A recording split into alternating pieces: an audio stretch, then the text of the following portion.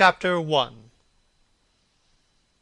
The studio was filled with the rich odour of roses, and when the light summer wind stirred amidst the trees of the garden, there came through the open door the heavy scent of the lilac, or the more delicate perfume of the pink flowering thorn. From the corner of the divan of Persian saddlebags on which he was lying, smoking, as usual, innumerable cigarettes, Lord Henry Wotton could just catch the gleam of the honey-sweet and honey-coloured blossoms of the laburnum, whose tremulous branches seemed hardly able to bear the burden of a beauty so flame-like as theirs.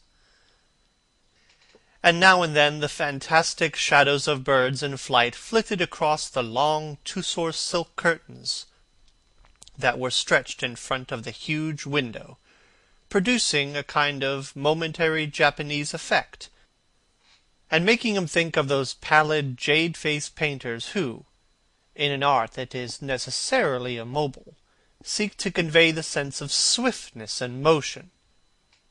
The sullen murmur of the bees shouldering their way through the long unmown grass, or circling with monotonous insistence round the black-crocketed spires of the early June hollyhocks, seemed to make the stillness more oppressive, and the dim roar of London was like the burdened note of a distant organ.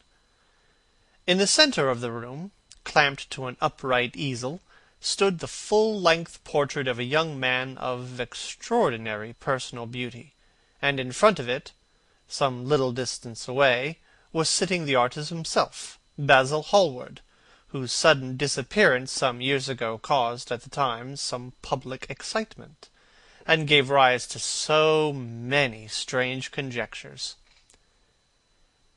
As he looked at the gracious and comely form he had so skilfully mirrored in his art, a smile of pleasure passed across his face, and seemed about to linger there.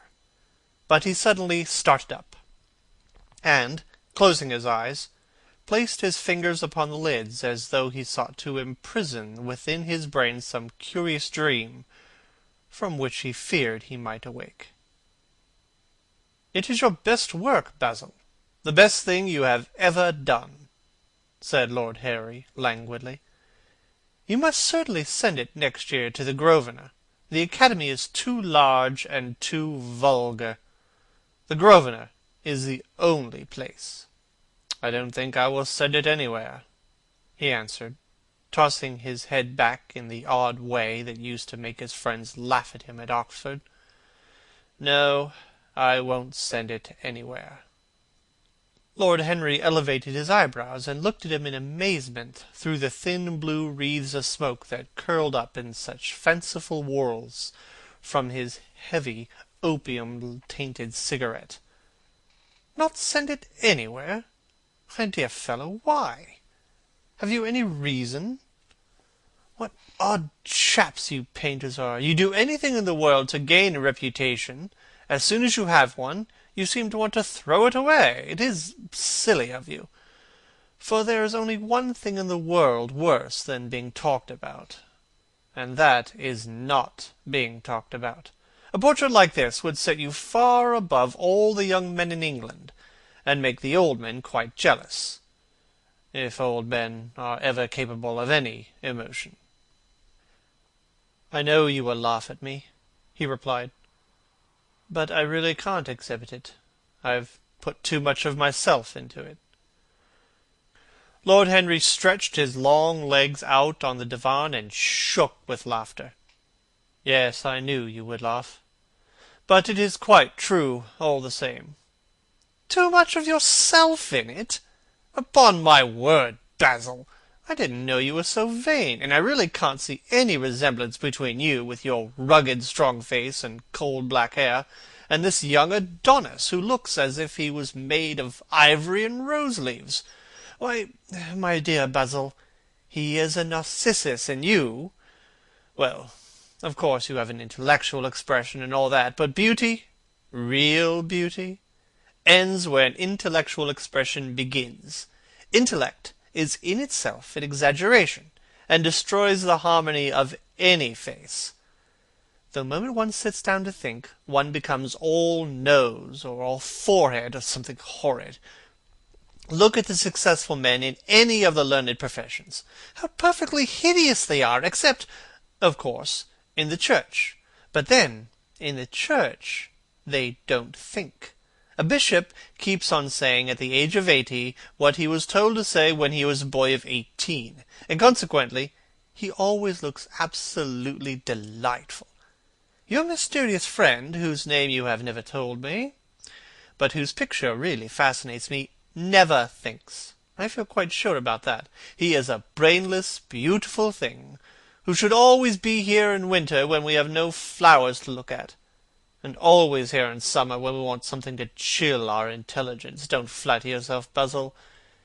You are not in the least like him. You don't understand me, Harry. Of course I am not like him. I know that perfectly well. Indeed, I should be sorry to look like him. You shrug your shoulders? I'm telling you the truth. There's a fatality about all physical and intellectual distinction. The sort of fatality that seems to dog through history the faltering steps of kings. It is better not to be different from one's fellows. The ugly and the stupid have the best of it in this world. They can sit quietly and gape at the play. If they know nothing of victory, they are at least spared the knowledge of defeat. They live as we all should live, undisturbed, indifferent, and without disquiet. They neither bring ruin upon themselves, nor ever receive it from alien hands.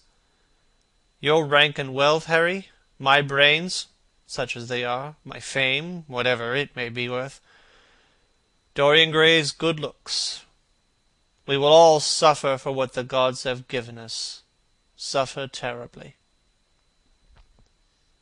Dorian Gray? Is that his name? Said Lord Henry, walking across the studio towards Basil Hallward.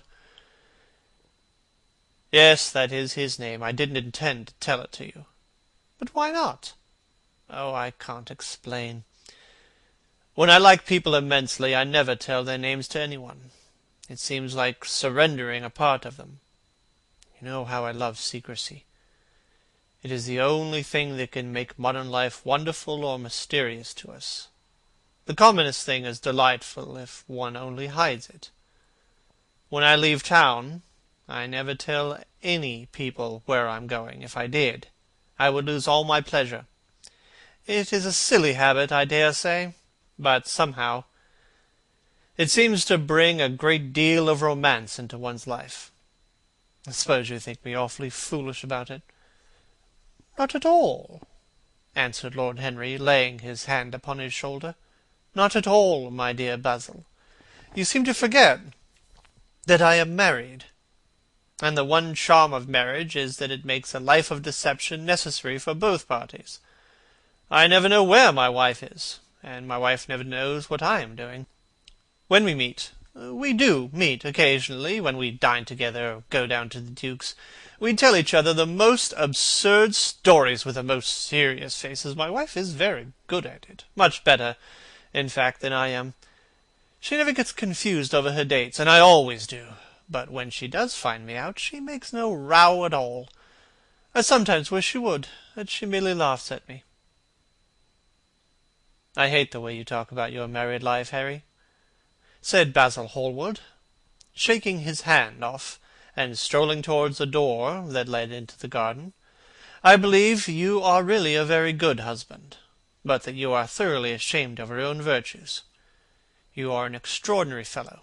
You never say a moral thing, and you never do a wrong thing. Your cynicism is simply a pose.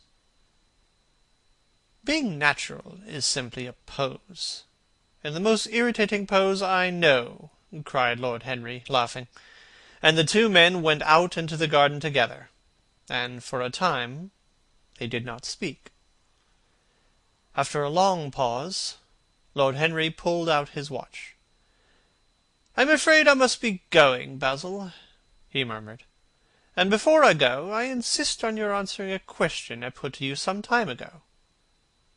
"What is that?" asked Basil Hallward, keeping his eyes fixed on the ground. "You know quite well." "I do not, Harry." "Well, I will tell you what it is." "Please don't." "I must. I want you to explain to me why you won't exhibit Dorian Gray's picture. I want the real reason." "I told you the real reason." "No, you did not. You said it was because there was too much of yourself in it." "Now that is childish."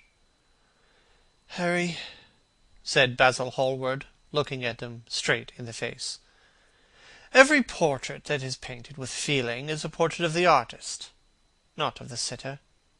The sitter is merely the accident, the occasion. It is not he who is revealed by the painter. It is rather the painter who, on the coloured canvas, reveals himself. The reason I will not exhibit this picture is that I am afraid that I have shown with it the secret of my own soul." Lord Harry laughed. "And what is that?" he asked. "I will tell you," said Hallward. An expression of perplexity came over his face. "I am all expectation, Basil," murmured his companion, looking at him. "Oh, there is really very little to tell, Harry," answered the young painter, "and I'm afraid you will hardly understand it. Perhaps you will hardly believe it." Lord Henry smiled, and, leaning down, plucked a pink-petalled daisy from the grass, and examined it. "I am quite sure I shall understand it," he replied, gazing intently at the little golden white-feathered disc.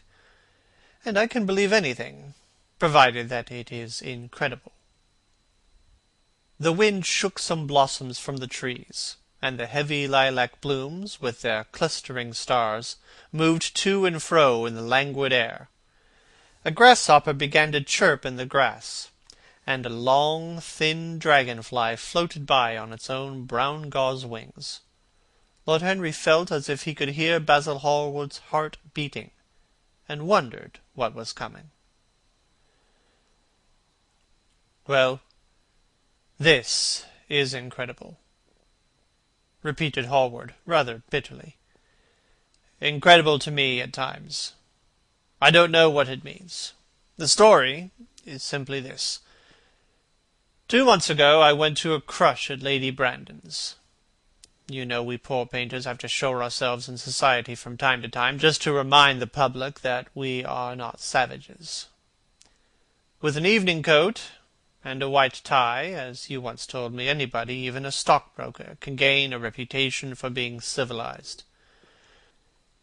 Well, after I'd been in the room about 10 minutes, talking to huge overdressed dowagers and tedious academicians, I suddenly became conscious that someone was looking at me. I turned halfway round, and saw Dorian Gray for the first time. When our eyes met, I felt that I was growing pale. A curious instinct of terror came over me. I knew that I had come face to face with someone whose mere personality was so fascinating that, if I allowed it to do so, it would absorb my whole nature, my whole soul, my very art itself. I did not want any external influence in my life. You know yourself, Harry, how independent I am by nature. My father destined me for the army. I insisted on going to Oxford. Then he made me enter my name at the Middle Temple. Before I had eaten half a dozen dinners, I gave up the bar and announced my intention of becoming a painter. I have always been my own master. Had at least always been so till I met Dorian Gray. And then, but I don't know how to explain it to you. Something seemed to tell me that I was on the verge of a terrible crisis in my life. I had a strange feeling that fate had in store for me exquisite joys and exquisite sorrows. I knew that if I had spoke to Dorian, I would become absolutely devoted to him, and that I ought not to speak to him. I grew afraid, and turned to quit the room. It was not conscience that made me do so, it was cowardice. I take no credit to myself for trying to escape. Conscience and cowardice are really the same things, Basil. Conscience is the trade name of the firm, that is all. I don't believe that, Harry. However, whatever my motive, and it may have been pride, for I used to be very proud, I certainly struggled to the door. There, of course, I stumbled against Lady Brandon. "You are not going to run away so soon, Mr. Hallward?" she screamed out. You know her shrill, horrid voice. "Yes, she is a peacock in everything but beauty," said Lord Henry, pulling the daisy to bits with his long, nervous fingers. "I could not get rid of her. She brought me up to royalties, and people with stars and garters, and elderly ladies with gigantic tiaras and hooked noses. She spoke of me as her dearest friend. I had only met her once before, but she took it into her head to lionize me.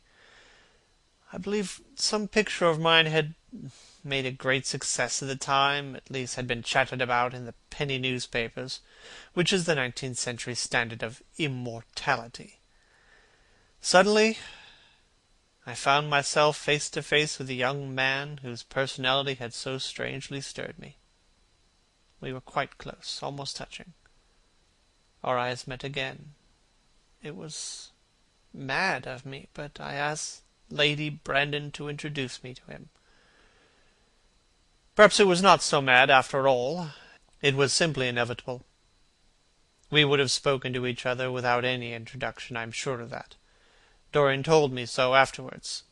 He, too, felt that we were destined to know each other. And how did Lady Brandon describe this wonderful young man? I know she goes in for giving rapid précis of all her guests. I remember her bringing me to a most truculent and red-faced old gentleman, covered all over with orders and ribbons, and hissing into my ear in a tragic whisper which must have been perfectly audible to everyone in the room, something like, "Sir Humpty Dumpty, you know, Afghan frontier, Russian intrigues, very successful man, wife killed by an elephant, quite inconsolable, wants to marry a beautiful American widow, everybody does nowadays, hates Mr. Gladstone, but very much interested in beetles. Ask him what he thinks of Shuvalov." I simply fled. I like to find out people for myself, but Lady Brandon treats her guests exactly as an auctioneer treats his goods. She either explains them entirely away, or tells everyone everything about them except what one wants to know. But what did she say about Mr. Dorian Gray? "Oh," she murmured, "charming boy. Poor dear mother and I quite inseparable. Engaged to be married to the same man. I mean, married on the same day. How very silly of me. Quite forget what he does. Afraid he doesn't do anything. Oh, yes, plays the piano. Or is it the violin, dear Mr. Gray?" We could neither of us help laughing, and we became friends at once. "Laughter is not a bad beginning for a friendship, and it is the best ending for one," said Lord Henry, plucking another daisy. Hallward buried his face in his hands. "You don't understand what friendship is, Harry," he murmured, "or what enmity is, for that matter. You like everyone. That is to say, you are indifferent to everyone." "How horribly unjust of you!" cried Lord Henry, tilting his hat back and looking at the little clouds that were drifting across the hollowed turquoise of the summer sky like ravelled skeins of glossy white silk. "Yes, horribly unjust of you. I make a great difference between people. I choose my friends for their good looks, my acquaintances for their characters, and my enemies for their brains." A man can't be too careful in the choice of his enemies. I have not got one who is a fool. They are all men of some intellectual power, and consequently they all appreciate me." "Is that very vain of me?" "I think it is rather vain." "I should think it was, Harry. But according to your category, I must merely be an acquaintance." "My dear old Basil, you are much more than an acquaintance." "And much less a friend, a sort of brother, I suppose?" "Oh, brothers! I don't care for brothers. My elder brother won't die, and my younger brothers seem never to do anything else." "Harry!" "My dear fellow, I am not quite serious. But I can't help detesting my relations. I suppose it comes from the fact that we can't stand other people having the same faults as ourselves. I quite sympathize with the rage of the English democracy against what they call the vices of the upper classes. They feel that drunkenness, stupidity, and immorality should be their own special property, and that if any one of us makes an ass of himself, he is poaching on their preserves. When poor Southwark got into the divorce court, their indignation was quite magnificent. Yet I don't suppose that 10% of the lower orders live correctly." "I don't agree with a single word that you have said, and what is more, Harry, I don't believe you do either." Lord Henry stroked his pointed brown beard, and tapped the toe of his patent leather boot with a tasselled malacca cane. "How English you are, Basil! If one puts forward an idea to a real Englishman, always a rash thing to do, he never dreams of considering whether the idea is right or wrong. The only thing he considers of any importance is whether he believes it oneself. Now, the value of an idea has nothing whatsoever to do with the sincerity of the man who expresses it. Indeed, the probabilities are that the more insincere the man is, the more purely intellectual will the idea be, as in that case it will not be coloured by either his wants, his desires, or his prejudices. However, I don't propose to discuss politics, sociology, or metaphysics with you. I like persons better than principles. Tell me more about Dorian Gray. How often do you see him?" "Every day. I couldn't be happy if I didn't see him every day. Of course, sometimes it's only for a few minutes, but a few minutes with somebody one worships means a great deal." "You don't really worship him?" "I do." "How extraordinary! I thought you would never care for anything but your painting, your art. I should say art sounds better, doesn't it? He is all my art to me now. I think sometimes, Harry, that there are only two eras of importance in the history of the world. The first is the appearance of a new medium of art, and the second is the appearance of a new personality for art also. What the invention of oil painting was to the Venetians, the face of Antinous was to late Greek sculpture, and the face of Dorian Gray will some day be to me. It is not merely that I paint from him, draw from him, model from him. Of course I've done all that. He has stood as Paris in dainty armour, as Adonis with huntsman cloak and polished boar spear. Crowned with heavy lotus blossoms, he has sat on the prow of Adrian's barge, looking into the green, turbid Nile. He has leaned over the still pool of some Greek woodland, and seen in the water's silent silver the wonder of his own beauty. But he is much more to me than that. I won't tell you that I am dissatisfied with what I have done of him, or that his beauty is such that art cannot express it. There is nothing that art cannot express. And I know that the work I have done since I met Dorian Gray, it's good work. It's the best work of my life. But in some curious way, I wonder, will you understand me? His personality has suggested to me an entirely new manner in art, an entirely new mode of style. I see things differently. I think of them differently. I can now recreate life in a way that was hidden from me before. A dream of form in days of thought. Who is it that said that? I forget. But it is what Dorian Gray has been to me. The merely visible presence of this lad, for he seems to me little more than a lad, though he is really over 20. His merely visible presence. Oh, I wonder, can you realize all that means? Unconsciously, he defines for me the lines of a fresh school. A school that is to have in itself all the passion of the romantic spirit, all the perfection of the spirit that is Greek, that the harmony of soul and body. Oh, how much that is! We in our madness have separated the two, and have invented a realism that is bestial, an ideality that is void. Harry, if you only knew what Dorian Gray is to me. You remember that landscape of mine, for which Agnew offered me such a huge price, but which I would not part with? It is one of the best things I've ever done. And why is it so? Because while I was painting it, Dorian Gray sat beside me. Basil, that is quite wonderful. I must see Dorian Gray. Hallward got up from his seat and walked up and down the garden. After some time he came back. "You don't understand, Harry," he said.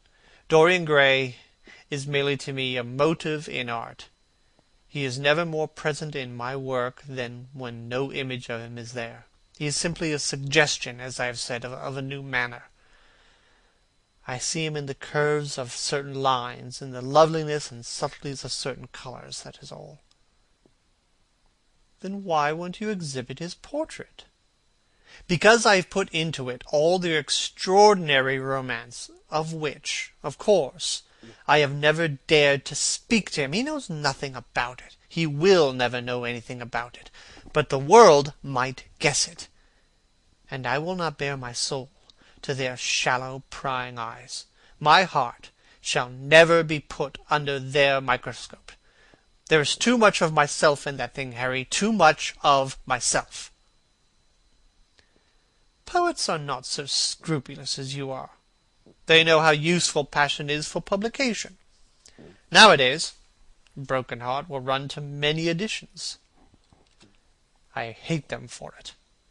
An artist should create beautiful things, but should put nothing of his own life into them. We live in an age where men treat art as if it were meant to be a form of autobiography.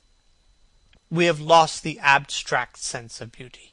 If I live, I will show the world what it is, and for that reason the world shall never see my portrait of Dorian Gray." "I think you are wrong, Basil, and I won't argue with you. It is only the intellectually lost who ever argue.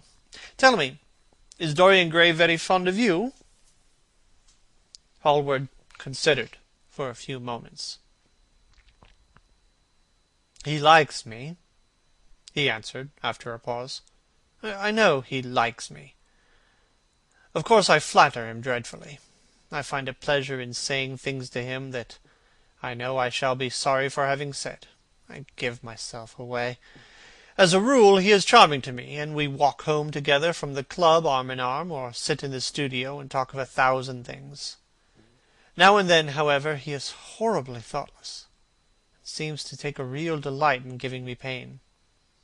Then I feel, Harry, that I've given away my whole soul to someone who treats it as if it were a flower to put in his coat, a bit of decoration to charm his vanity, an ornament for a summer's day.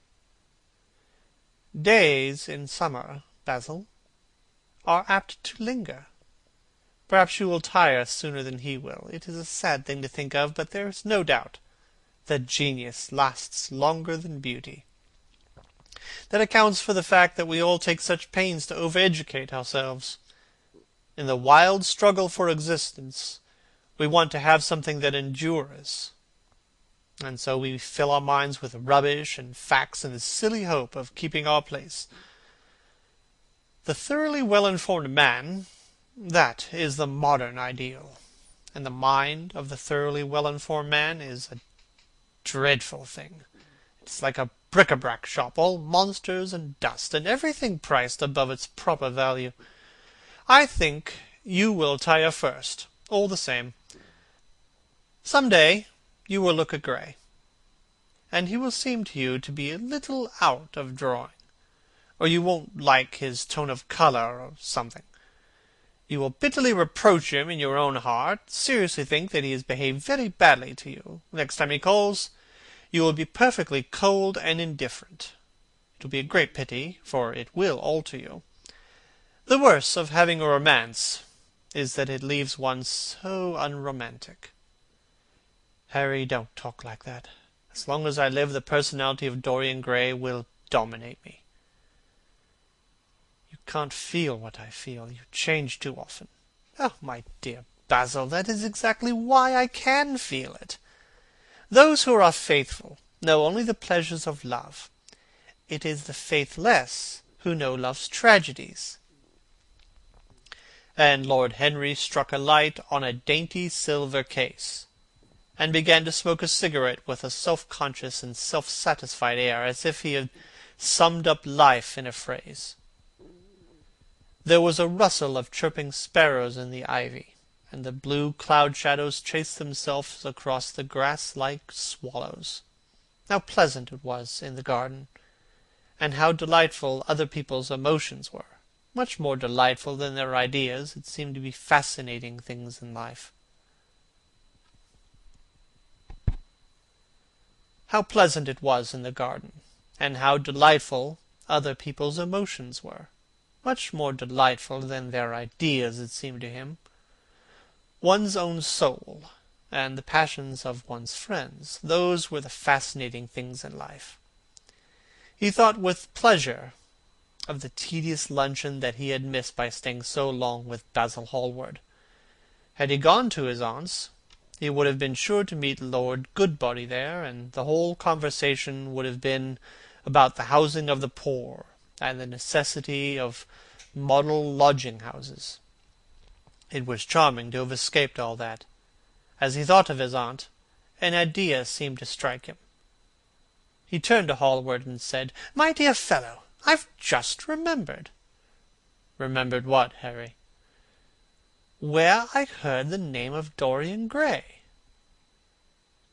"Where was it?" asked Hallward with a slight frown. "Oh, don't look so angry, Basil. It was at my aunt's, Lady Agatha's. She told me she had discovered a wonderful young man who was going to help her in the East End, and that his name was Dorian Gray. I'm bound to state that she never told me he was good-looking. Women have no appreciation of good looks, at least good women have not. She said that he was very earnest, and had a beautiful nature. I had once pictured myself a creature with spectacles and lank hair, horribly freckled, and tramping about on huge feet. I wish I had known it was your friend." "I'm very glad you didn't, Harry. Why?" "I don't want you to meet him." "Mr. Dorian Gray is in the studio, sir," said the butler, coming into the garden. "You must introduce me now," cried Lord Henry, laughing. Basil Hallward turned to the servant, who stood blinking in the sunlight. "Ask Mr. Gray to wait, Parker. I'll be in a few moments." The man bowed and went up the walk. Then he looked at Lord Henry. "Dorian Gray is my dearest friend," he said. "He has a simple and beautiful nature. Your aunt was quite right in what she said of him. Don't spoil him for me. Don't try to influence him. Your influence would be bad. The world is wide and has many marvelous people in it. Don't take away from me the one person that makes life absolutely lovely to me, and that gives to my art whatever wonder or charm it possesses. Mind, Harry, I trust you." He spoke very slowly, and the words seemed wrung out of him almost against his will. "What nonsense you talk!" talk," said Lord Henry, smiling; and, taking Hallward by the arm, he almost led him into the house. Chapter 2 of The Picture of Dorian Gray by Oscar Wilde